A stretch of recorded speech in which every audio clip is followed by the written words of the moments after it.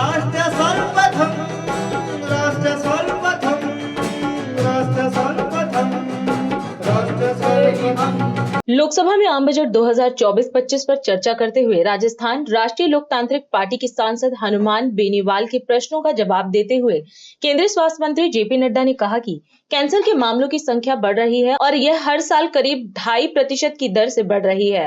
हर साल 15.5 लाख से अधिक कैंसर के मामले दर्ज किए जा रहे हैं।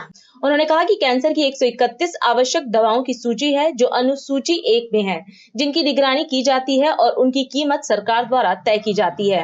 उन्होंने कहा कि सरकार द्वारा कीमत पर अंकुश लगाए जाने से मरीजों को कुल मिलाकर लगभग 294 करोड़ रुपए की बचत हुई है। 27/2/2019 को गैर अनुसूचित कैंसर रोधी दवाओं पर 30% व्यापार मार्जिन की अधिकतम सीमा तय की, जिससे दवाओं की 526 ब्रांडों की MRP में औसतन 50% कमी हुई।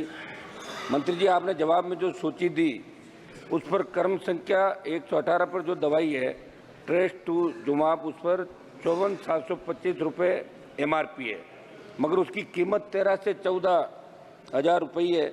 ऐसे में कॉरपोरेट अस्पताल मरीजों से पूरी MRP लेते हैं। क्या आप जितनी वास्तविक कीमत है उतनी MRP ही अंकित करने तो कोई निर्देश जारी करना चाहते हैं ताकि मरीज ठगे नहीं जाए? यदि हाँ तो कब तक, यदि नहीं तो क्यों? ये महज एक उदाहरण था मंत्री जी, ऐसी कई दवाओं के अंदर हो रहा है। माननीय मंत्री जी। माननीय अध्यक्ष जी, जो प्रश्न माननीय सदस्य ने पूछा है, ये सच में जहाँ तक कैंसर का सवाल है, ये लगातार इसमें बढ़ोतरी हो रही है और लगभग 2.5% प्रति वर्ष कैंसर के पेशेंट्स की संख्या बढ़ रही है और उसमें भी ज़्यादातर ब्रेस्ट कैंसर महिलाओं का और ओरल कैंसर और लंग कैंसर पुरुषों में ये बढ़ रहा है। 15.5 लाख से ज़्यादा पर जो पेशेंट्स हैं वो रजिस्टर हो रहे हैं।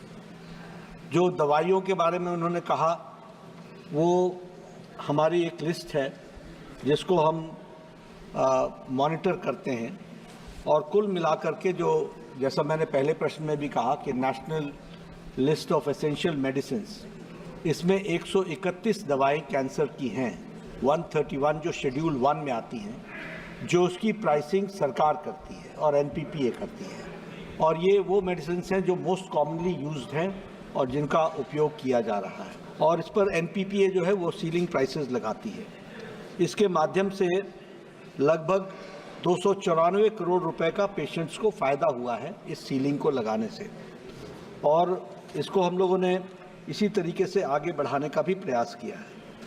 इसके अलावा हम लोगों ने कुछ मेडिसिन्स ऐसी हैं जो 131 के लिस्ट में नहीं आती हैं, लेकिन ऐसे 28 कॉम्बिनेशंस हैं जो फिक्स डोज कॉम्बिनेशन में नहीं आते हैं, लेकिन उसके बारे में भी सरकार ने और NPPA ने उनकी भी प्राइसिंग को कंट्रोल कर रखा है। और जहाँ तक सवाल है ये cost of the level of the जो डिस्ट्रीब्यूटर के पास पहुँचता है उससे 30%, उससे ज़्यादा की MRP नहीं हो सकती है, और यह भी 50% से कम हो रहा है, यानी 50% प्राइसेस उसमें से कम की गई है। इस तरीके से कोशिश की गई है कि कैंसर के ड्रग्स को हम अफोर्डेबल प्राइसेस में कर सकें। 2 बातों पर हम लोगों ने विशेष ध्यान दिया है। एक तो ये जो जन औषधि केंद्र हैं, इन जन औषधि केंद्रों में हम लोगों ने लगभग जो 13,000 आउटलेट्स हैं, उन 13,000 आउटलेट्स में जो लगभग 2,000 मेडिसिन हम देते हैं, उसमें से 83 मेडिसिन एंटी कैंसर की भी हैं, और जहां हम दवाइयों को देने का प्रयास करते हैं। उसी तरीके से हमारा affordable medicine and reliable implant treatment Amrit, यह भी स्कीम चलती है, जो हर गवर्नमेंट हॉस्पिटल में उसका भी हम आउटलेट खोला है, और जहां पर हम ब्रांडेड मेडिसिन को भी हम कम रेट पर पेशेंट्स को पहुंचाने का प्रयास करते हैं। तो इस तरीके से कैंसर को हमने कोशिश की है कि उसको हम कंट्रोल में रखें। और अभी जो कल बजट, परसों जो बजट माननीय हमारी बहन सीतारमन जी, निर्मला सीतारमन जी ने रखा है, उसमें भी 3 कैंसर ड्रग्स का कस्टम्स ड्यूटी को हटा दिया गया है ताकि वह भी हमको सस्ते में मिल सके।